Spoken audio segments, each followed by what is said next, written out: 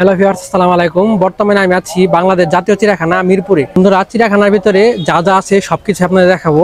মিরপুরে আসার জন্য আমরা প্রথমে টাঙ্গাইল থেকে একটি বাসে উঠে মহাখালী বাস স্ট্যান্ড এসে নেমেছি। মহাখালী বাস স্ট্যান্ড থেকে একটি বাইক ভাড়া করে 170 টাকার বিনিময়ে উঠে পড়ি। ওনারা কিন্তু অনেক সময় অনেক বেশি টাকা দাবি করে। আপনারা অবশ্যই বাইকে ওঠার আগে দামাদামি করে উঠবেন।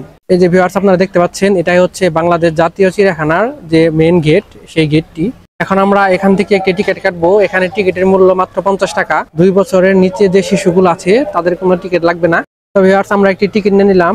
এখন আমরা ভেতরে প্রবেশ করব। টিকিটের মূল্য 50 টাকা।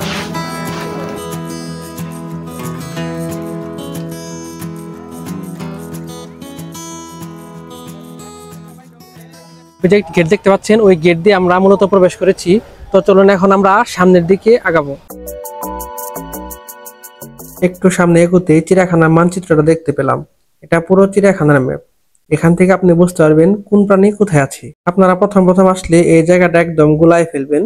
তাই আপনাদের বোঝার সুবিধার্থে মানচিত্র দিয়ে দেখাবো কোথায় কোথায় গেলাম এবং কোন দিক দিয়ে গেলাম, যাতে আপনারা পরবর্তীতে আসলে সকল জায়গায় খুব সহজভাবে ঘুরতে পারেন। আপনাদের যদি মানচিত্র থেকে দেখাই, তাহলে আপনারা বুঝতে পারবেন আমি ঠিক এই জায়গাটিতে দাঁড়িয়ে আছি এবং আমার সামনে রয়েছে মানচিত্রটি। চিড়িয়াখানার ভিতরে প্রবেশ করার জন্য 2টি মূল রাস্তা রয়েছে।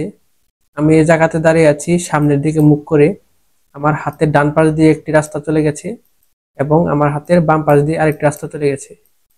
আপনারা এই 2টি রাস্তা যে কোনো একটি রাস্তা ধরে ঢুকলেই চিড়িয়াখানার ভিতরে প্রবেশ করতে পারবেন। আপনারা যদি ডান দিকে রাস্তা ধরে যান, তাহলে আপনারা প্রথমে হরিণের সেট, বাঘ, সিংহ এগুলো দেখতে পারবেন এবং আপনারা যদি বাম দিকে রাস্তা ধরে যান, তাহলে আপনারা ছোট ছোট প্রাণী এগুলা দেখতে পারবেন। তাছাড়া ভেতরে প্রবেশ করার আরেকটি রাস্তা রয়েছে। এই মাঝখান দিয়ে আপনারা যদি প্রবেশ করেন, তাহলে এখানে খাঁচায় বন্দি বাঘ, সিংহ এগুলো আপনারা দেখতে পারবেন। তো এখন আমরা এই রাস্তা ধরে প্রবেশ করব। ওই রাস্তায় যাওয়ার আগে সামনে দেখলাম একটি রেসাস বানরের সেট। তো চলুন আমরা এই সেটটা আগে দেখি।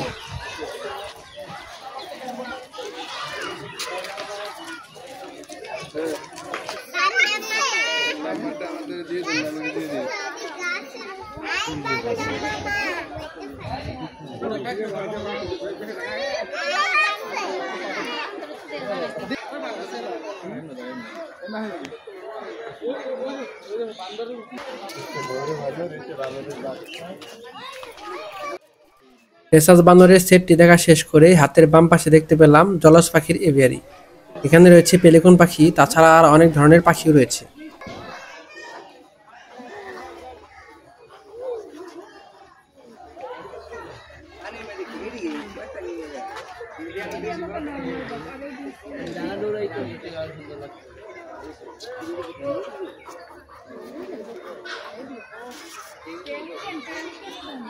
ভিউয়ার্স, আমরা ওইখানটাতে বানর দেখলাম এবং এইখানটাতে ছোট ছোট কিছু পাখি, পেলিকন পাখি দেখলাম। তো এখন আমরা ওই রাস্তাটা ধরে চলে যাব। এখানে 2টি রাস্তা রয়েছে। যদি আমরা এই রাস্তাটি ধরে চলে যাই, তাহলে এখানে রয়্যাল বেঙ্গল টাইগার, তারপরে বাঘ, সিংহ এগুলো দেখতে পারবো। এবং এই রাস্তাটি ধরে চলে গেলে এখানে হচ্ছে জাদুঘর আছে, শিশু পার্ক আছে এবং কুমির আরো অনেক কিছু দেখতে পারবো। তো আমরা এই রাস্তাটিতে পরে যাব। প্রথমে আমরা ওই দিকটা ঘুরে দেখে আসি। ভিউয়ার্স, আমি এখন যে রাস্তা দিয়ে যাচ্ছি এটাই হচ্ছে এই রাস্তাটা।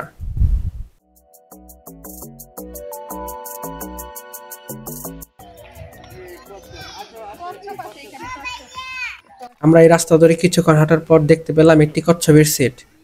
এখানে অনেকগুলো কচ্ছপ রয়েছে।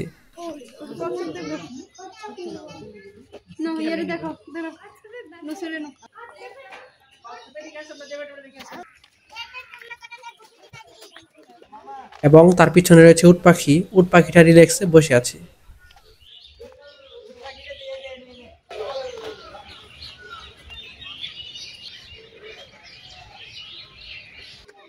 এরপর আমরা ডান দিকে একটু সামনে আগাতে দেখতে পেলাম উট বা ভূধর। এই প্রাণীটি সাধারণত নদী, খাল, বিল ও জঙ্গলের জলাশয়ে বসবাস করে। এর প্রধান খাদ্য হচ্ছে মাছ, কাঁকড়া, শামুক। তারপর আমরা আরেকটু সামনের দিকে আগাতে দেখতে পেলাম আরেকটি সেট বা এনক্লোজার। সেখানে রয়েছে লুনা পানির কুমির।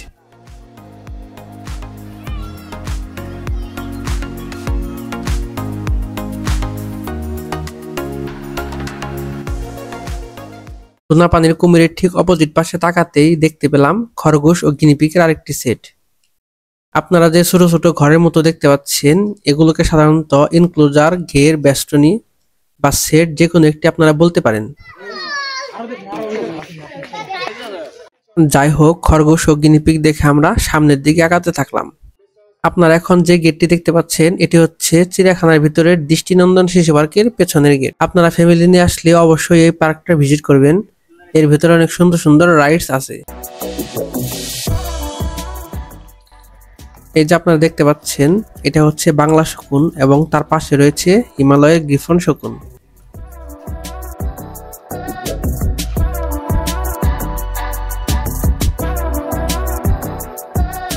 এবং তার পাশে রয়েছে একটি মায়া হরিণের এনক্লোজার।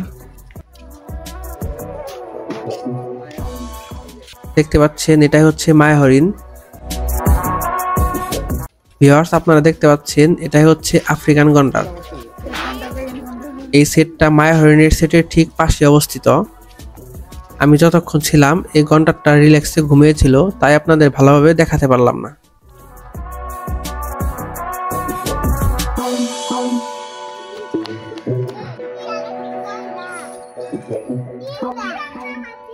একটু সামনের দিকে যেতেই দূর থেকে হাতির বেষ্টনী চোখে পড়ল। আপনাদের যদি মানচিত্র থেকে দেখাই, তাহলে কিন্তু আমি ঠিক এই জায়গাটিতে অবস্থান করছি। এই হাতিগুলোকে সাধারণত এশিয়ান হাতি বলা হয়ে থাকে। এই বেষ্টনীতে মোট 3টি হাতি রয়েছে। এখানে যে আপনারা শিকল দিয়ে একটি হাতি বেঁধে রাখা অবস্থায় দেখতে পাচ্ছেন, এই জায়গাটিতে সাধারণত হাতির খেলা দেখানো হয়। হাতির বেষ্টনীর ঠিক অপোজিট পাশে রয়েছে একটি উটের বেষ্টনী এবং তার পাশে রয়েছে একটি খাবার রেস্টুরেন্ট। আপনারা চাইলে দুপুরে খাবারটা এখান থেকে ছেড়ে নিতে পারেন। তো চলুন এখন আমরা উটের বেষ্টনীটি দেখব। আপনারা দেখতে পাচ্ছেন, এখানে 2টি উট রয়েছে। উট দুটি এখন বসে আছে। যদি দাঁড়াতো তাহলে দেখতে খুব সুন্দর লাগতো। পাশে রয়েছে চিত্রা হায়নার বেষ্টনী। সেখানে কোনো হায়না দেখতে পেলাম না। এবং তার পাশে রয়েছে ডোরাকাটা হায়না। সেখানেও আমরা কিছু দেখতে পেলাম না, হয়তো ভিতরে কোথাও লুকিয়ে আছে। তার পাশে রয়েছে শিয়াল মামার বেষ্টনীটা। সেখানেও শিয়াল মামা ছিল না। সবার লাস্টে ছিল মায়া হরিণের বেষ্টনী। সেখানে একটি গাছ আছে, গাছের নিচে একটি ঘর। সেই ঘরের ভিতরে দেখতে পেলাম 2টি মায়া হরিণ লুকিয়ে আছে। ভিউয়ার্স, এখানে টোটাল 5টি বেষ্টনী আছে। প্রথমটিতে ছিল উট এবং মাঝখানেগুলোতে কিছু দেখতে পাইনি, এবং লাস্টে এসে আমরা মায়া হরিণ দেখলাম। তো চলুন আমরা এখন সামনের দিকে আগাবো। একটু সামনে আগাতে দেখতে পেলাম প্রাণী জাদুঘর ও ফিশ অ্যাকোয়ারিয়াম। আমি এখন এখানে প্রবেশ করব। এখানে প্রবেশ করার জন্য একটি টিকিট নিতে হবে। টিকিটের মূল্য জনপ্রতি 10 টাকা। আমি টিকিট নিয়ে ভেতরে প্রবেশ করলাম। এখানে টোটাল 2টি রুম আছে এবং 4টি দরজা আছে।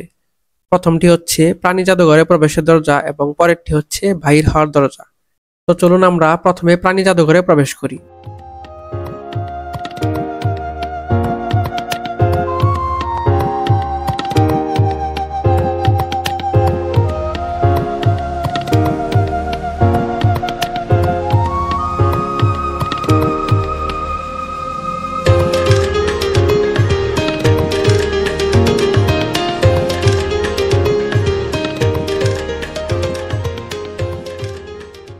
আপনারা দেখতে পাচ্ছেন, এখানে অনেক প্রাণী সাজিয়ে রাখা হয়েছে।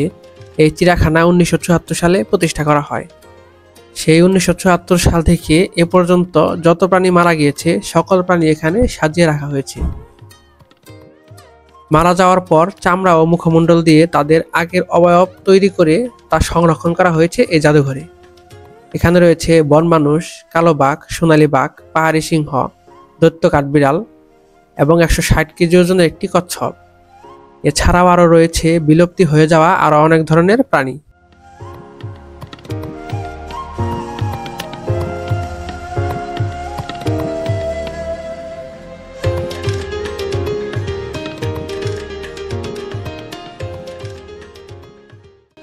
এছাড়া এখানে অনেক ধরনের সাপ সংরক্ষণ করে রাখা আছে। আপনারা দেখতে পাচ্ছেন, এটাই হচ্ছে 160 কেজি ওজনের কচ্ছপটি। তো চলুন আমরা এখন ফিশ অ্যাকোয়ারিয়ামে প্রবেশ করব।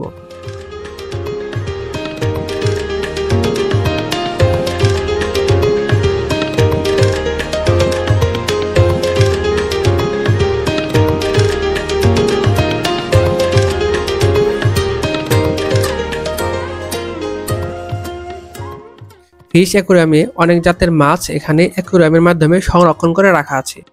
মাছগুলো দেখতে অনেক সুন্দর লাগে।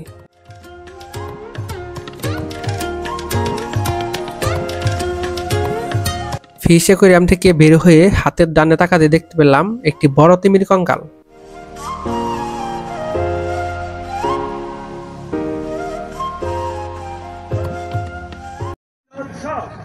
এছাড়াও রয়েছে কালো বাঘ, চিতা বাঘ, সোনালী বাঘ ও বনরুই, যা অনেক আগে বাংলাদেশ থেকে।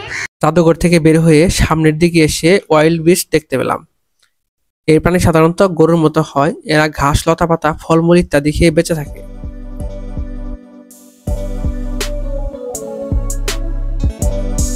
এবং তার পাশের বেষ্টনীতে আমরা কমন ইল্যান্ড দেখতে পেলাম। ওয়াইল্ড বিস্ট, কমন ইল্যান্ড এগুলো সাধারণত দক্ষিণ আফ্রিকায় পাওয়া যায়।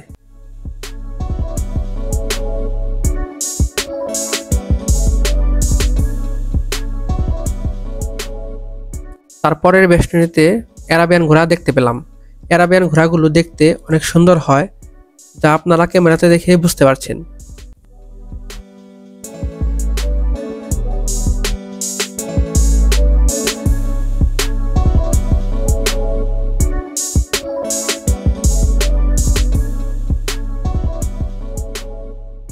অ্যারাবিয়ান ঘোড়ার পাশের বেষ্টনীতে রয়েছে জেব্রার বেষ্টনী। এখানে অনেকগুলো জেব্রা রয়েছে।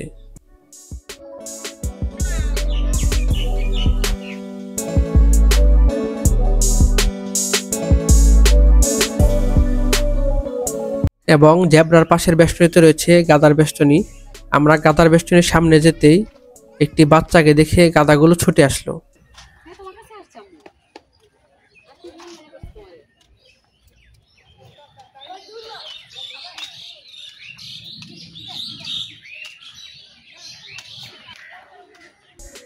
গাধার বেষ্টনীর পাশে রয়েছে জিরাফের বেষ্টনী। জিরাফের বেষ্টনীটি অনেক বড়। এই বেষ্টনীতে অনেকগুলো জিরাফ রয়েছে।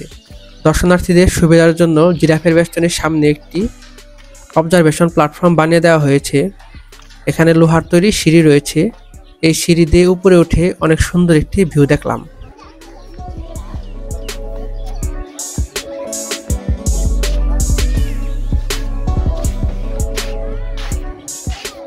জিরাফের উচ্চতা সাধারণত বেশি হওয়ার কারণে এই অবজারভেশন প্ল্যাটফর্মটা বানানো হয়েছে, যাতে দর্শনার্থীরা খুব সহজেই জিরাফগুলোকে কাছ থেকে দেখতে পারে।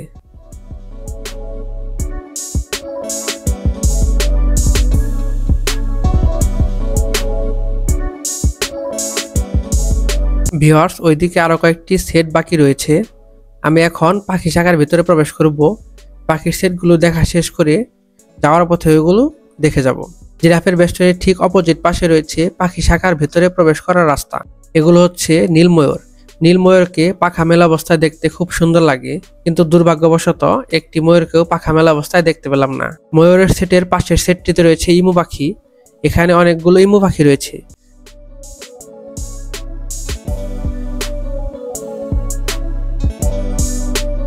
এবং তার পাশের সেটে রয়েছে সবুজ ঘুঘু।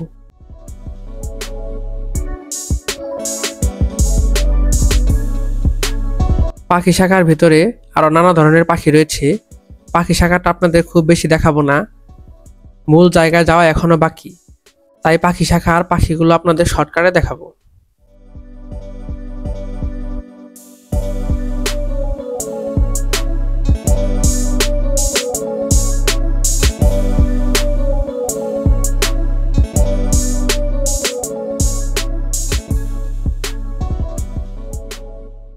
ভিউয়ার্স, এটা হচ্ছে রাজধনেশ পাখি। এই পাখিগুলো সাধারণত দক্ষিণ পূর্ব এশিয়ার দেশগুলোতে পাওয়া যায়। এই পাখিগুলো অনেক বড় হয়ে থাকে, যা আপনারা ক্যামেরাতে দেখে বুঝতে পারছেন।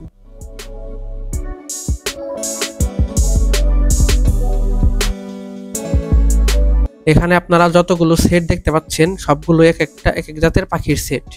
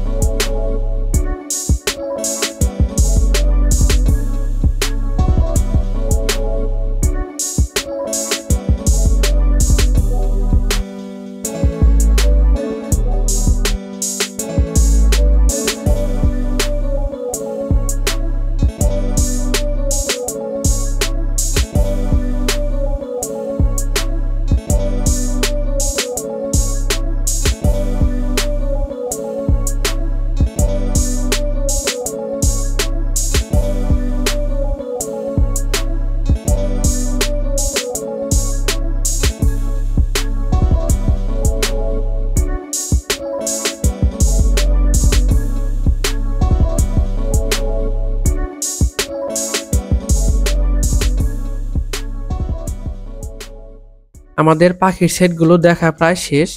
আপনারা সামনে যে রাস্তা দেখতে পাচ্ছেন, প্রথমে আমাদের ওই রাস্তায় যেতে হবে।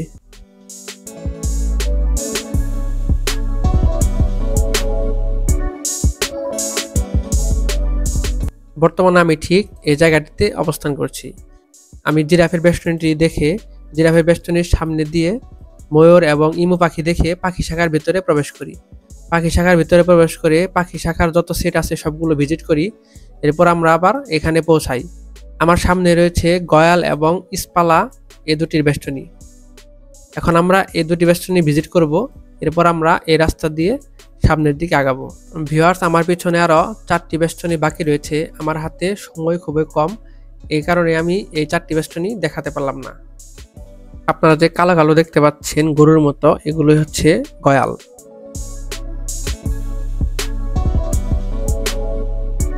এবং তার পাশের বেষ্টনীতে রয়েছে ইস্পালা। এগুলো সাধারণত দেখতে হরিণের মতো। এখন আমরা এই রাস্তা ধরে সামনের দিকে আগাবো। বন্ধুরা, ভিডিওটি অনেক বড় হয়ে যাওয়ায় 2টি পার্ট করতে হচ্ছে, তাই প্রথম পর্বটি এখানেই শেষ করব। দ্বিতীয় পর্বে আপনারা দেখতে পারবেন বাঘ, সিংহ, কালো ভাল্লুক সহ আরো নানা ধরনের প্রাণী। মূল কথা হচ্ছে দ্বিতীয় পর্বে আপনারা সকল ধরনের আকর্ষণীয় প্রাণী দেখতে পারবেন, তাই সকলে দ্বিতীয় পর্বটি অবশ্যই দেখবেন। সো ভিউয়ার্স, প্রথম পর্বটি এখানেই শেষ করছি। আল্লাহ হাফেজ।